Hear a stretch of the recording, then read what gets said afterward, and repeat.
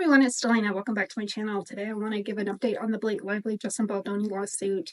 There's been some updates with the whole amended clause, and the judges come down with some decisions. Both sides are calling it a win. So I want to talk about one, the win on the Blake Lively side. Secondly, the win on the Justin Baldoni side. Third thing I want to talk about is the clause that Colleen Hoover had in the contract with Justin Baldoni that would really explain a lot to what's going on right now. And the last thing I want to talk about is the fact that Justin Baldoni can talk to dead people. I found this little section in the lawsuit that I thought was very interesting, so I want to share it with you guys.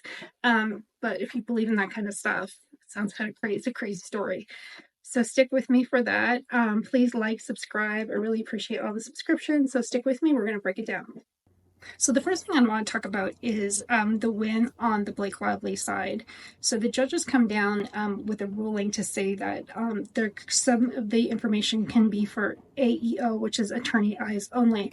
So the things that she's considering the attorney's eyes only is medical records, trade secrets, business plan, anything that's really personal, and it also includes third parties. So that would be the Taylor Swifts of the world and the Ryan Reynolds of the world, which I think that they're really trying to protect. So, you know, that I would say everybody's saying that's a win for Blake Lively. However, it's also a win for Justin Baldoni. And personally, I think it's more of a win for Justin Baldoni for this reason. So if they go to discovery, and a lot of it is for attorney's eyes only, that will come out discovery, and things that aren't needed in the case will be, you know, thrown out, or they're not going to talk about it anymore. However, if it is pertinent to the case, it will go into evidence. And once it goes into evidence, it will become public knowledge. So, I don't know. I think that there's a lot of stuff. I think the people that she's trying to protect, like the Taylor Swift and the Ryan Reynolds of the world, I think there is going to be information in there that is going to be pertinent to the case that will become evidence. And so it will eventually come out. So I really believe that the only thing that's going to be in Justin Baldoni's favor is if this thing drags out and out and out. Because if it does hit, the only way he's going to win is if that stuff comes into evidence. She's going to try to protect that evidence as long as possible for the attorney's eyes only, and keep it kind of under wraps. But as soon as this keeps going on and there's no resolution, and it does come to trial, all that information will be brought into evidence and then will become public. I think personally it's in her best interest to settle. I heard that they had some talks, I think it was on March 6th or 7th, they tried to come to kind of some resolution, and no resolution was made. I almost think it's like a game of chicken, who's willing to give up first, but I really don't think Justin Baldoni's going to back down. I really think that his reputation is at stake, and that's nothing he can buy back. And I think that's really important to him. I think he's a really good guy, and I think that that's what he needs. I don't think this is about money. I think it's about him getting to save face and get his reputation back. He has a wife, he has children, he's young, he has a whole career ahead of him. I really think that he's going to go till the very end. And I think that if all this information that they're going to get from the people that Blake Lively's trying to protect goes into evidence and will become public, I think at that point she'll have to think about, do I really want that to come out?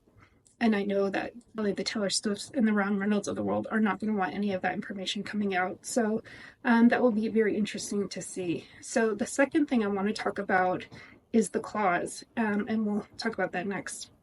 So the next thing I want to talk about is the morality clause that Colleen Hoover had in her contract with Justin Baldoni. So it recently got out there was a morality clause in the author's contract regarding the film's rights of the books currently owned by the director Justin Baldoni. Should Baldoni break the morality clause, the film rights would revert back to the author, who has been signing with Lively. So I thought that was very interesting. So she knows that with this morality clause, if she can get everybody to believe that Justin Baldoni was sexual abuse or sexual harassment and stuff on the set, that she will ultimately get the rights back to the movie. I think that's pretty shady on Colleen Hoover's side. I think she's blindly been siding with Blake Lively. I think as women, we all want to believe the woman.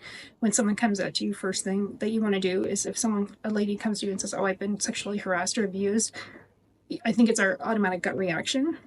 well, it has been before, to believe that person. And I think Colleen Hoover probably believed her right at the very start. But I think as more and more information is coming out, I'm sure she has her doubts. Like, I think she's backed off a little bit on her social media. So it's interesting that if Blake Lively did know about all this clause in the contract, which she probably did, and she might have been talking with Colleen Hoover, so maybe they got together, and she found out through Colleen Hoover that if she was complaining about sexual harassment or even kind of breathed a word of it, Colleen Hoover might have told her about this clause, and then it kind of just started that ball rolling. So it'll be very interesting to see how that pans out. So, anyways, I think that that gives a lot of explanation of why this suit has come to where it has so quickly. I think her ultimate gain is to get the rights to the movie. But like I've been saying all along, she's got money, she's an actress, she's got a rich husband. Why can't they just find their own book and their own movie series to start? Um, I don't know. That's what I would do if I was her. I would just back the shit out of this. Back pedal. I'd get the hell out of this. I think it's ruining her reputation. I think it's ruining Ryan Reynolds' reputation. I think their true colors are coming to light, and it's only going to be more detrimental to their careers. They certainly don't need the money, so I don't know. I'd be backing out as much as possible at this point. So, anyways, let me know your comments. The third thing I want to talk about is the fact that Justin Baldoni can talk to dead people. So stick with me. I'll tell you a quick little story. So the last thing I want to talk about is this little snippet in the lawsuit that I found that I thought was like super interesting. I always find this medium stuff. I always find it very interesting. So when I read this, I really kind of honed in on it. I thought it was very interesting. So let me read you this little snippet of the lawsuit. And it has nothing to do with sexual harassment. So she says this is quote unquote harassment. She's absolutely crazy. Um, anyways, Mr. Baldoni engaged in other behaviors that were shocking and emotionally distressing. For example, he claimed he could speak to the dead, and on several occasions told Mrs. Lively that he had spoken to her recently deceased father. On one occasion, when he claimed to have spoken with Miss Lively's dead father, a person whom Baldoni had never met, Miss Lively attempted to deflect the comment with humor, telling Mr. Baldoni, let him know he owes me $40. Mr. Baldoni replied, wait, does he really? Mrs. Lively was shocked that Mr. Baldoni was pushing the conversation further and replied with another attempt at humor deflection, stating, oh God, no, he owes me so much more than that. Mr. Baldoni then closed his eyes, put his hand on his heart, and said, I was leaving my apartment this morning and I reached into my pocket and there was a $40 in there that I did not put there. This exchange deeply disturbed Miss Lively, and it was not, as defendants have claimed, limited to Mr. Baldoni simply claiming to pray for her father. Wow. I don't know. If someone came to me and gave me that story that, like I said, either you're a believer or not, and if you're not, it's just funny. But if you are a believer, wow. I really don't think that that story has any ill will feeling whatsoever at all. If she feels ill will or harassment from that story, it's just getting more and more bizarre. And to put it into the lawsuit, like he was harassing her. Wow. Anyways, let me know your thoughts on that. Do you believe in mediums? Do you believe in talking to the dead? I thought it was a pretty interesting story for him to sure to say, oh, the $40 and he just happened to have $40 that was in his pocket that he didn't know about. I don't know. That's pretty interesting. So anyways, let me know your thoughts. Like I said, please like, subscribe. Really enjoy your comments. So talk to you soon. Bye.